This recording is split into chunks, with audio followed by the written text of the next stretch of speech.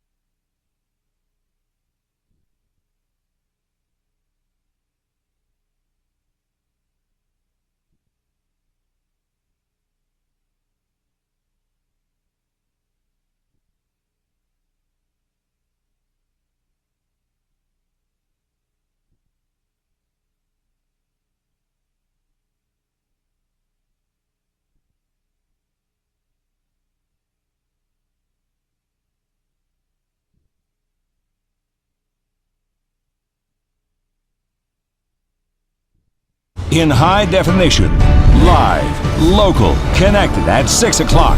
This is Hawaii News Now. Right now on KGMB, enforcing the rules, why you'll have to pay up the next time you want to meet up at public schools.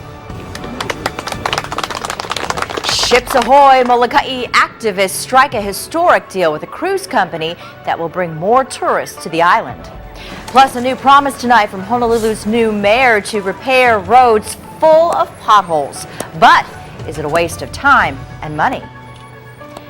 Good evening, everyone. I'm Teri Okita. Keahi Tucker will be back tonight at 10.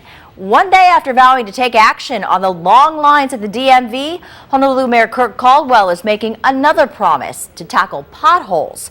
But some critics say his plan is full of holes. Tim Sakahara is live in Kalihi to explain. Tim? Well, that's right. You know, the mayor had always said he was going to get out from behind his desk and get out into the public. Well, potholes like this one are some of the things that people like to complain about the most, and the mayor's taking those complaints and doing something about it. Okay. Mayor Caldwell scooped and he stomped. No, this isn't going to be a new mayoral duty, but he vows to get his crews to fill potholes faster. After big rain events, we will redistribute current crews. We're not going to expand, hire more people. We'll just move those who are doing routine maintenance to other areas to fill potholes. The city fills about 52,000 potholes a year, although they know repaving is better.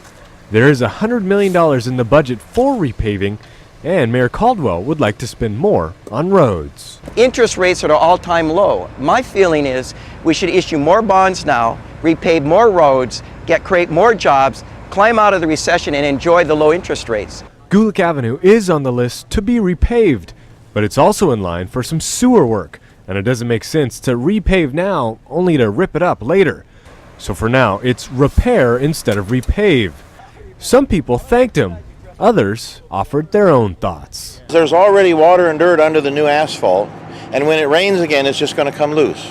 And they have to fill the hole over and over again. And they spend all these time filling all these same holes over and over again. If they would do it right the first time, then they could work on other streets and do it right, and they wouldn't have to keep coming back. We cannot focus that much time on any one repair. And while it may be true that some of the potholes that we are repairing may be repeats from prior repairs, all the while there are new potholes that are emerging. And in order for us to deal with not only the new and the old potholes that we have to repair again, we have to get our crews out there in the most efficient, most expeditious manner possible. Oh, okay. Now there is a pothole complaint hotline. Call 768-7777 and leave as much detail as possible. You can also report on the city's website as well. Now, we'll have that information on our website at hawaiinewsnow.com.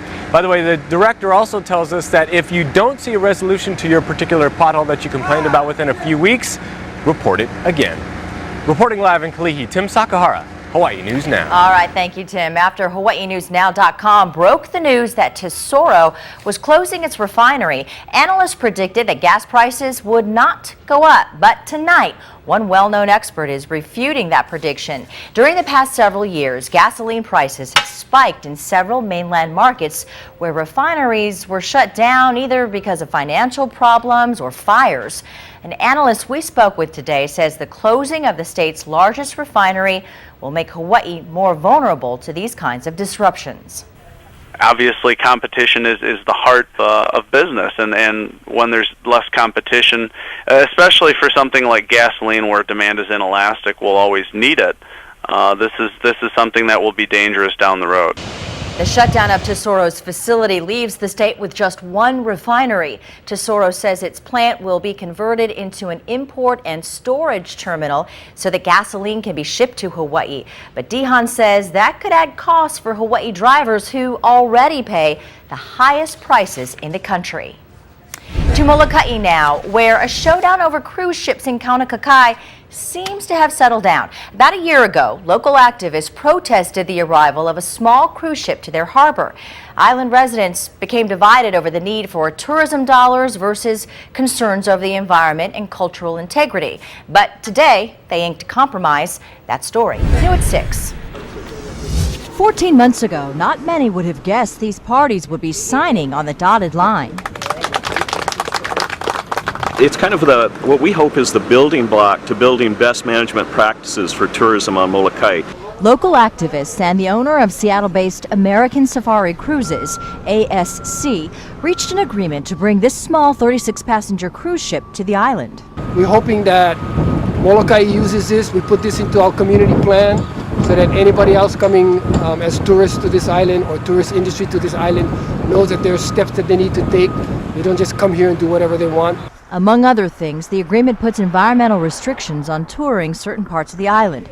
It limits the size of a ship to 36 passengers and restricts the number of times ASC can visit to 52 trips a year.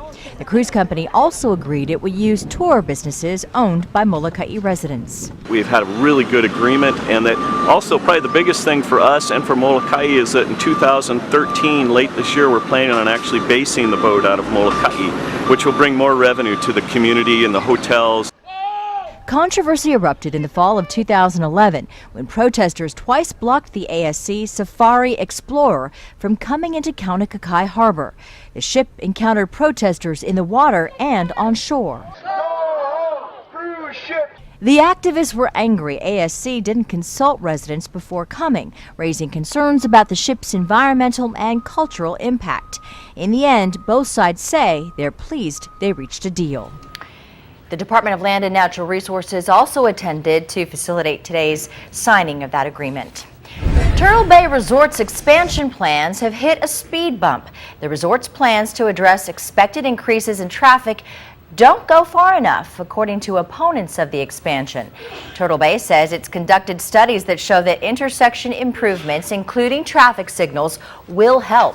Opponents say while they don't oppose tourism, the development will make an already bad traffic situation even worse. We can support a certain amount of that because that's where we get our bread and butter. However, we're not going to have any bread to butter if we can't go to the store and get any. The commission says Turtle Bay's study did not address increased traffic through Kaneohe up the Windward Coast and also didn't measure the impact of tsunami evacuations. The commission says it will ask Turtle Bay for more information to address those concerns before moving forward. A Kaneohe Cub Scout pack used to meet in a public school cafeteria. Then it got hit with sticker shock. Jim Mendoza is here to explain. What's up, Jim? Hey, Terry. The monthly service charge the Cub Scouts pay to use the school's building went up nearly 10 times what the pack had been paying.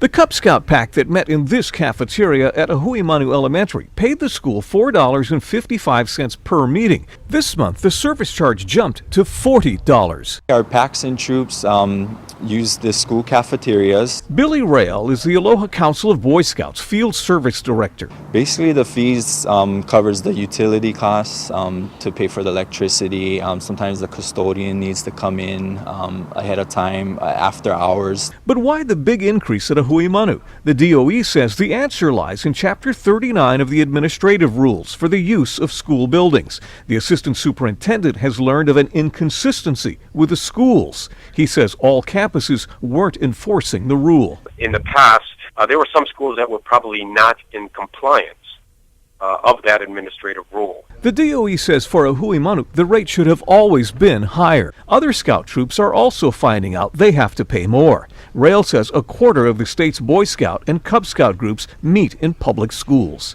The schools, the principals have been strong supporters of the scouting program, and we appreciate all that they do. The DOE says rates are calculated to cover costs, not to make a profit. So really, there's a break-even type point. You're just passing on that expense. Scouts are sponsored by chartering organizations. The pack that met at Ahuimanu has relocated. So a lot of times we look to the chartering organization to find a facility for them to meet that will be safe for our youth. The DOE is now updating its regulations for using school buildings, and it's told all 256 public schools that they must follow the rules as they are written. The principal at Ahuimanu was not available to comment for this story. A karate class also was using the school's cafeteria. It also moved out after it was told it would have to pay more. Jim Mendoza, Hawaii News Now. Jim, thank you. State leaders want to give all kids a chance to succeed in school, and they hope they can do that with an early start. Mileka Lincoln joins us now to explain. Yes, Terry, that's right. Now, Hawaii is one of only 11 states without a state-funded preschool program. Local leaders plan to change that by expanding availability and lowering costs to make preschool a reality for more families. Governor Neil Abercrombie wants state legislators to greenlight a $32.5 million early childhood education program. Now, the initiative is designed to bridge what state leaders are describing as, quote, a readiness divide, separating children with a preschool foundation who are ready to succeed in kindergarten from those who are not. It's not fair to the taxpayers as a whole. We need to have the broadest foundation of children prepared for school. And so that's an investment I think that this legislature will recognize as being a top priority. The change would be phenomenal in both the short, the medium, and the long term. I don't think I could even quantify what we would be able to see in terms of results. State officials plan to roll out the school readiness program by the 2014-2015 academic year, which is just in time to accommodate the thousands of children who won't be able to enroll in kindergarten after the new birth date cutoff goes into effect. It'll be 5 days a week and will mirror the DOE schedule, making it more convenient for parents with older children already in school. Families of 4 making $53,000 or less will be able to enroll for free, and a sliding scale fee will apply to those who make more. Now, the school readiness program still needs to be approved by state legislatures, but officials say there is that added sense of urgency to get it passed before the new kindergarten birth date cutoff goes into effect next year. Mileka Lincoln, Hawaii News Now. Mileka, thank you. You know what? If you haven't already, bust out your umbrellas. Unfortunately, Guy tells us when we're going to need them. Hey, Guy. Well, Terry, you're going to need them because the windy, soggy weather will continue at least through tomorrow, maybe even on Friday. Of course, as you can see, windward areas will get the most rain, and they have been getting the most rain, just like today. And like today, the breezy trade winds will continue to push us around, but softer wind speeds are actually due in for the weekend, along with another handful of weather changes. Now, despite all the rain, the sun did break through today to bring in some warmer temperatures by midday for the leeward sides. Honolulu topped out at 82 degrees. Hilo, though, cool and damp at 74. I'll have the rest of your forecast coming up in a few minutes. All right, we'll see you then. And even though it's a little wet, we're still known to have the best weather on the planet. And if that's not enough to make you happy, maybe it's where you work. According to a new survey, Honolulu ranked 3rd happiest city to work in. It's based on an analysis of more than 36,000 employee reviews during over a year-long period last year. CareerBliss.com asked people to evaluate 10 factors that affect workplace happiness, everything from their relationship with their boss and coworkers to compensation and the kind of work they do. First place, drum roll, went to Dayton, Ohio. Followed by Knoxville, Tennessee. The places where workers were the unhappiest: Boulder, Colorado, Reno, Nevada, and Wichita, Kansas. I don't know about that. No races, no stunts, no jumps for an extended period of time at Oahu's only motocross park. What brought the track to a grinding halt? And the vow that made dozens of Hawaii residents American citizens today. You know what? Chris Tanaka is always happy. Yes, Terry, correct. Hey, one last chance for the pros to practice on their game before the Sony Open. We'll check in with one player in sports. And the Baseball Writers Association of America with some interesting votes for the Hall of Fame. That too, in just a few minutes.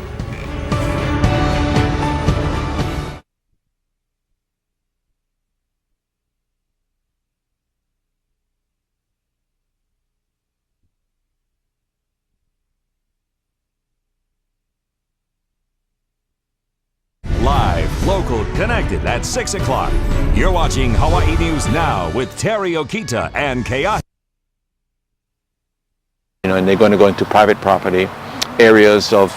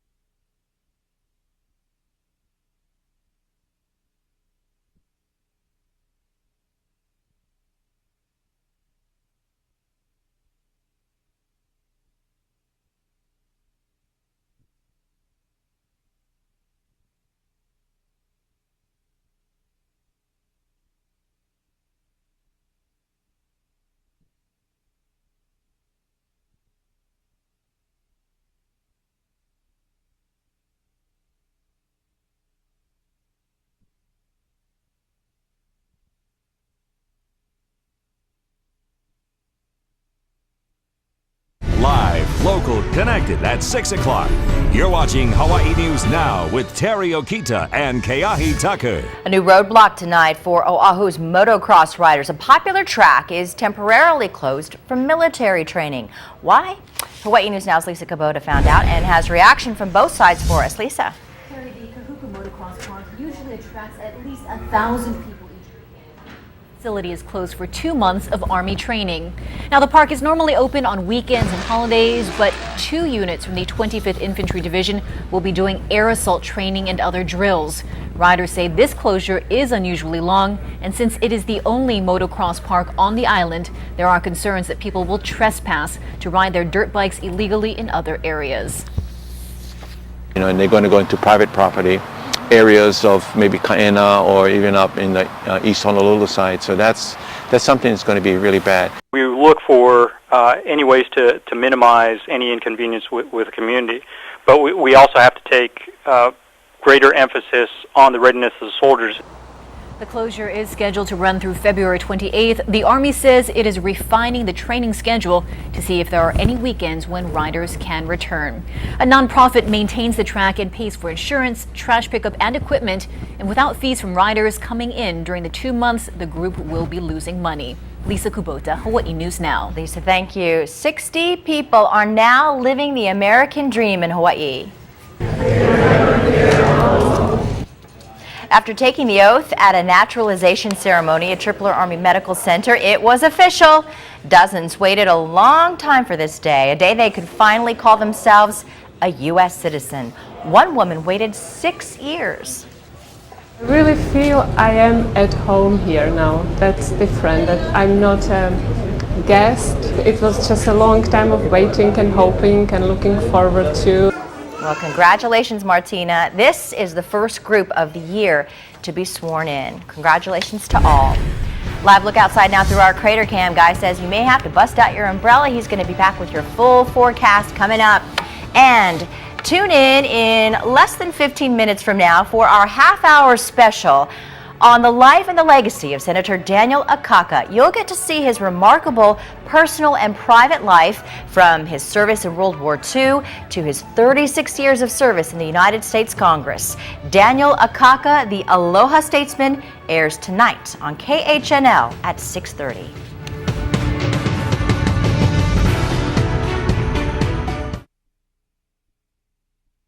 From Hawaii's severe weather team, this is Hawaii Weather Now with Guy Hagi.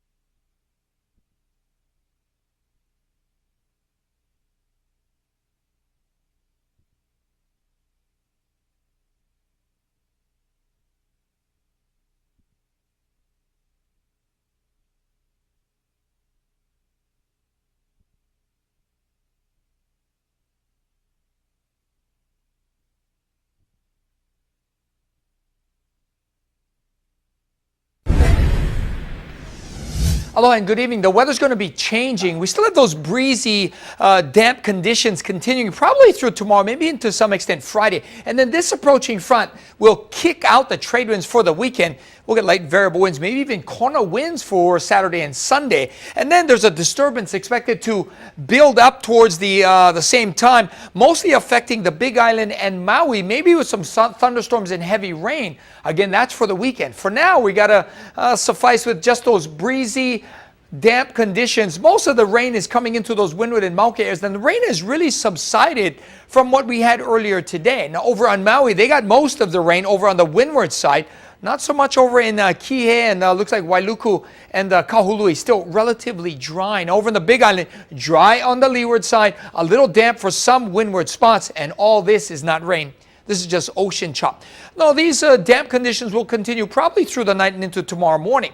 These are our latest rainfall totals, about 2 1/3 out in Waialeale. Still, the windward side's got some splashes too, like Wainiha and Hanalei. And here on Oahu, generous amounts of rain out towards Moanalua, about 1 1/4 inches, about 1 inch on the windward side as well. And Hilo got just about the same with nothing out towards the South Kona area. So for tonight, it's going to be much like last night with breezy trade winds, cool temperatures, and some passing showers, temperatures running 68 to 73. And then tomorrow when you wake up, cloudy and damp. The drive into work going to be a little treacherous at times. Drying up by midday for sure. Beachy weather, beautiful sunny skies for the leeward sides. Will continue through the day, and then the trade winds will rear their wet head again over the weekend. Now, a friend of mine passed away yesterday. I'd like to say aloha to my friend Dwayne Sharsh. He died in the surf at Makapu'u. My sympathies go out to his family and all of our mutual friends. Dwayne, Hope you're resting in peace. Now, the surf's going to be small tomorrow up in the country. It's down to about 3 to 4 feet. West Shore is 1 to 3. Not a lot happening in town. And the East Shore is 5 to 7.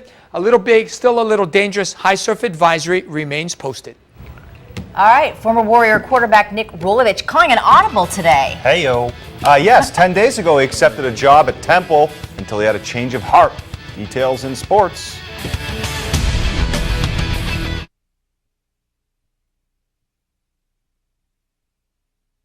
Tomorrow, just need to go out and play a good solid round of golf. This golf course, especially if it's windy, it plays tough. And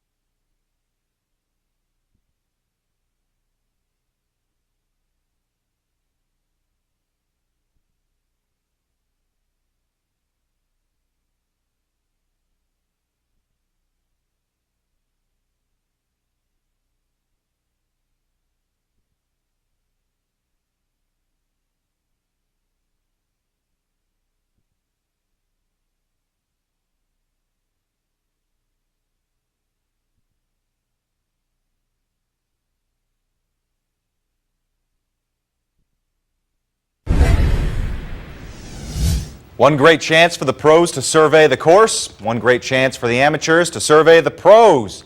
Better believe it, today, Pro-Am Day at the Sony Open. Tomorrow it all gets going, but today 50 teams hit the course at Waialae just 24 hours before the tournament begins. Included therein in the field, Tournament of Champions winner Dustin Johnson, who's riding high entering the first full field tournament of the PGA season. tomorrow, just need to go out and play a good solid round of golf. This golf course, especially if it's windy, it plays tough, and you just got to hit a lot of good shots, good drives, good second shots. I mean, it's just a tough golf course. Playing in the Pro-Am today, Coach June Jones and Slippers, as well as Hawaii News Now Assistant News Director Scott Humber. He reportedly fired a 99. Said he had a team score of 13 under. Hey, here are some notable team times you should choose, should you choose to watch in person. Local boy Dean Wilson, part of the second group off the first tee. Johnson goes off at 7:50 a.m. at number 10. If you go over in the afternoon, you can catch the always popular and mercurial John Daly teeing off at 12:50 from the first tee. Hey, tonight a double dip of UH basketball action as the Bows and Wahine are playing against UC Irvine. The men just tipping off in California. The Wahine set to jump at the Stan Sheriff Center at 7 p.m. Of course, we'll have your full highlights tonight at 9 and 10 o'clock. Turns out Nick Rolovich will not be heading to Temple after all. Rolo, who was the offensive coordinator at Nevada this last season, was going east after the retirement of Chris Ault. However, new Wolfpack head coach Brian Polian lobbied, and Rolo decided to stay. And finally, for the first time in 16 years, the Baseball Writers Association of America did not vote anyone into the Baseball Hall of Fame. Barry Bonds, Roger Clemens, Sammy Sosa among those snubbed due to their checkered past involving performance-enhancing drugs. One player who was perennially clean, Craig Biggio, 3,000 hits, didn't make it. Hopefully he gets in next year. Next year. All right, and one quick last look at weather. All right, the tournament starts tomorrow. There you go, Sony. Breezy trade winds through Friday, then the weather turns hot and sunny on Saturday. All right, a caucus special coming up on KHN Now. Next news on K5. Choices.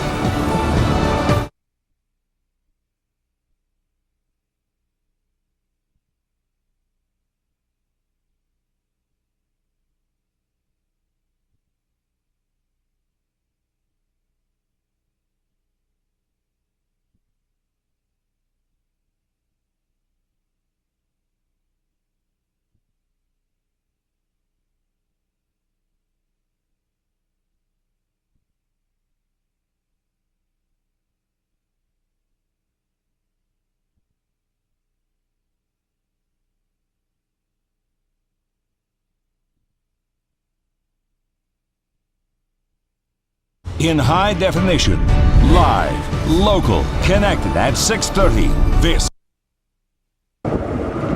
This fire at a California refinery last year sent gasoline prices in that state.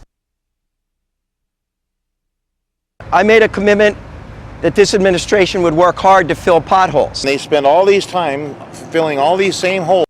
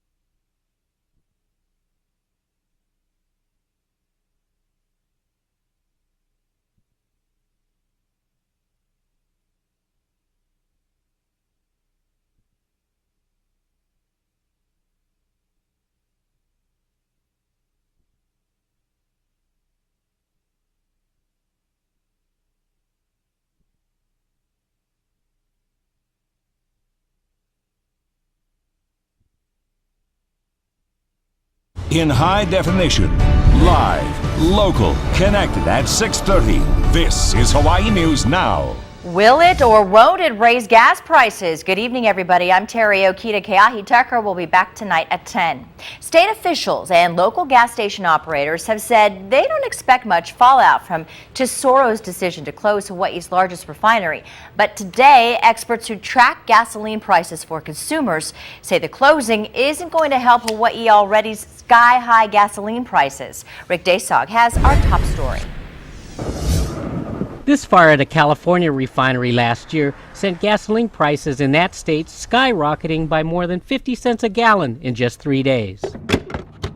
Experts who track gasoline prices for consumers say that Hawaii motorists, who already pay the highest gasoline prices in the nation, will be more susceptible to these kinds of price spikes once the shutdown of Hawaii's largest gasoline refinery is completed. Prices could spike in Hawaii. So one less refinery will certainly mean more pricing volatility. It may not be something that you notice all the time, but when something does happen, it's going to put even more pressure on prices. The closure of Tesoro's 94,000 barrel per day Kapolei refinery leaves Hawaii with just one gasoline-making plant, Chevron Corp's 54,000 barrel per day refinery, also in Kapolei. Tesoro says it will convert its refinery into an import and storage terminal for shipping in already refined gasoline from the mainland and Asia. Less competition with the closure of the refinery is going to be felt at some point down the road. Meanwhile, big customers like Hawaiian Electric Company and large commercial airlines say they won't see much impact because they have long-term supply contracts or get their fuel elsewhere. Well, if there's going to be a price problem, it might be with the natural gas, but probably nothing else. Gasco relies on the refinery for petroleum products to make synthetic natural gas for the company's 28,000 residential customers. The shutdown is one of many key reasons the company is now looking to import liquefied natural gas to Hawaii. Rick Desog, Hawaii News Now. The city receives tons of complaints about potholes. Kirk Caldwell says he's taking those complaints and doing something about it. Honolulu's mayor joined crews in filling potholes today on Gulick Avenue in Kalihi. He said after storms, he will shift workers from routine maintenance to pothole duties. And get this, the city fills about 52,000 potholes a year. The budget allocates $100 million for repaving. Caldwell expects to spend even more, saying repaving, not refilling, is the real solution. I made a commitment that this administration would work hard to fill potholes. They spend all these time filling all these same holes over and over again. If they would do it right the first time, then they could work on other streets and do it right, and they wouldn't have to keep coming back. Caldwell says he wants to spend more money on the roads and create more jobs, especially now that interest rates are low. You can report potholes by calling 768-7777 or head to the city's website. We have that information as well on HawaiiNewsNow.com. Military training is putting the brakes on Oahu's only motocross park. Some fear the nearly 2-month-long closure will lead to illegal riding in other areas. Lisa Kubota has reaction from both sides. The Kahuku Motocross Park has been closed since Monday. The Army needs the area to train its troops, but some riders are concerned about the lengthy closure. John DeSoto is a living legend in the world of motocross. The 65-year-old still heads to the track in Kahuku once a week, often with his grandsons. It's a bonding thing that they get to do it together. You know, the son or the daughter rides a small mini bike and the dad or the mom rides a big motorcycle. The park is normally open to riders during weekends and holidays. Now the former city councilman is concerned about the lengthy closure. In the past, it never was for 2 months. You know, it's always been maybe a week was probably the longest. You know, maybe a weekend, because that's the only time we get to go out and ride the dirt bikes is the weekend. DeSoto worries that without another place to go, people will trespass to ride illegally. You know, and they're going to go into private property, areas of maybe Kaena or even up in the East Honolulu side. So that's something that's going to be really bad. The Army says 2 units from the 25th Infantry Division are preparing for possible deployments. Primarily with 3rd Brigade, they're looking at doing air assault training, and then with 2nd Brigade, they're still refining their training plan. So we've blocked off these 2 months to allow that training to occur. Officials say they'll be looking at the training schedule to see if there are any weekends when they can open the park back up to riders. We look for any ways to minimize any inconvenience with the community, but we also have to take greater emphasis on the readiness of the soldiers. They're protecting us, you know, they're training, etc. We understand that, but what we're trying to do is make it a win-win situation. The closure is scheduled to last through February 28th. Reporting from the Kahuku Motocross Park, Lisa Kubota, Hawaii News Now. You know, this is a great time of year in Hawaii because some of the world's best golfers will tee off at the Waialae Country Club for the Sony Open tomorrow. Today, though, the tournament held its Pro-Am. This year, 144 pro golfers will play in the tourney. They say they look forward to playing on the Sony Open course every year. Pros like Jeff Maggart have been coming back since the early 90s. The Tournament of Champions was last week in Maui, so a lot of guys come over here for 2 weeks, and on our tour the slate is wiped clean every year, so everyone pretty much starts from zero, and so everyone's in a good mood, nobody's moping around, they're excited about the new year and the new season, so this is always a fun tournament to come and play. Yeah, the Sony Open ends this Sunday. The tournament has raised over $12 million for more than 150 local nonprofits across the state. Okay, more wind and rain and rainbows today and expected to continue. Guy Hoggy is here now with a look at our weather. Yeah, heaps of rainbows today. No matter where you turned, you saw at least 1 or 2, but that also means a bit of rain as well. In fact, Maui was under a flood advisory today. It has since been canceled. And despite the alert, they didn't even get the most rain today. Kauai won that award with Waialeale getting about 2 1/3 inches, decent amounts for Moanalua as well as Hilo today at about 1 1/4 inches. Similar rainfall totals are expected tomorrow along with more breezy winds. They're still running swift, but lighter winds are due in for the weekend along with some significant weather changes. I'll have more on that a little bit later. We'll see you then. Around the nation we go. We take you to Baltimore, Maryland, where a wild police chase injured 3 officers. It started after a woman struck 2 police cruisers with her car during an alleged drug deal. 25-year-old Alicia Hoffman then took off, weaving in and out of traffic for 30 minutes. Police stopped her after pulling that pit maneuver right there. Well, one of the officers then reached into her car. Wow. And yanked her out, and that's when they began punching her. One officer was taken to the hospital after he complained of breathing problems.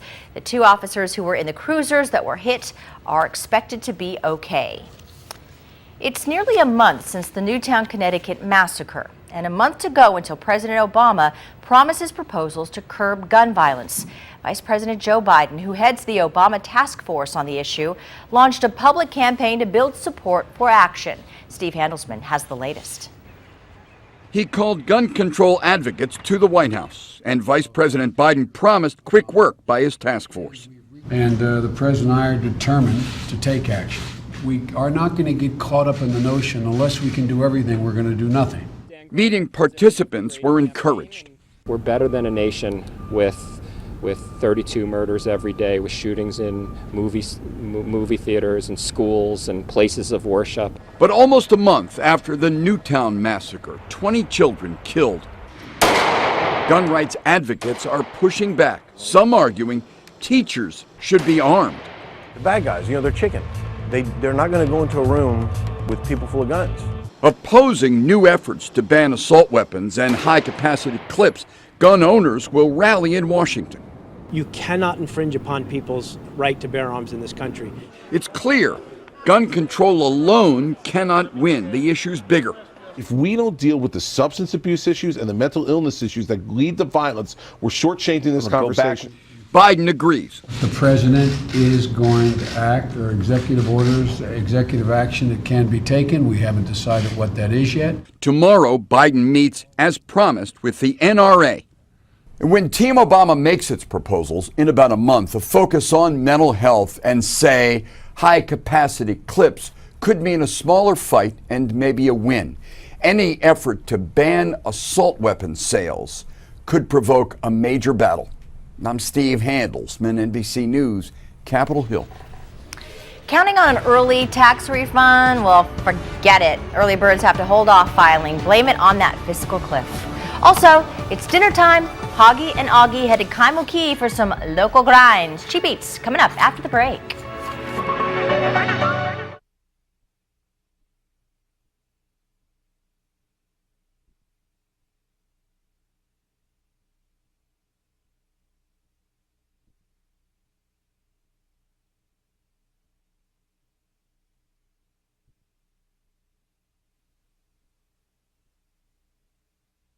The IRS warned us it would need time to reprogram its computers to...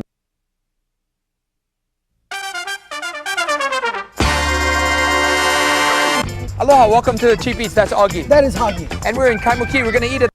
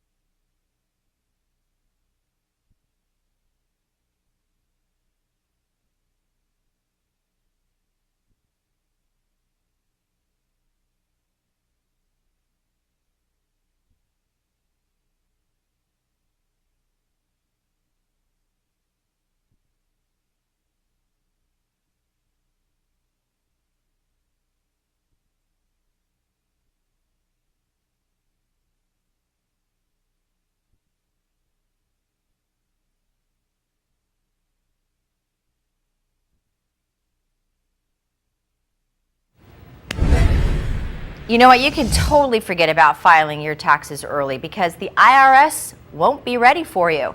Howard Dykes briefs us on the mess in Washington. The IRS warned us it would need time to reprogram its computers to reflect the contents of the fiscal cliff legislation. Now the tax service is being more specific, saying it won't be ready even for simple returns until the end of this month. For more complicated filings, for example, filings including residential energy credits, the IRS doesn't expect to be ready for at least another month. Tax preparation services say they'll still take your business now, but don't expect them to actually transmit returns until Washington says it's ready. This isn't the only ongoing fallout from the fiscal tiff. By law, the president's next budget for the fiscal year starting next October is due 3 weeks from next Monday. That's February 4th. That is so not going to happen. The newspaper Roll Call reports cabinet departments that are usually given specific spending targets in November still haven't gotten any guidance. It's hard to imagine how a budget can be formulated until all sides know how much spending and how much revenue there's going to be. The newspaper The Hill says Vice President Biden and Senate Republican leader Mitch McConnell may continue to do the main negotiating. But if there's any negotiating by anybody this week, no one seems to know about it. It's conceivable both sides are waiting to see if the State of the Union address moves the needle on public sentiment one way or the other. Howard Dicus, Hawaii News Now. Walmart already sells the Apple iPhone, but beginning this Friday, customers will be able to get the iPhone 5 and the iPhone 4 with a prepaid, no-contract, Straight Talk wireless plan. For $45 a month, Straight Talk is offering customers a no-contract, unlimited talk, text, and data plan. Users can also buy the smartphone over time with a financing offer of $25 a month. This week's Cheap Eats takes us to Kaimuki Grill. Hoggy and Augie show us the hot spot for great local comfort food.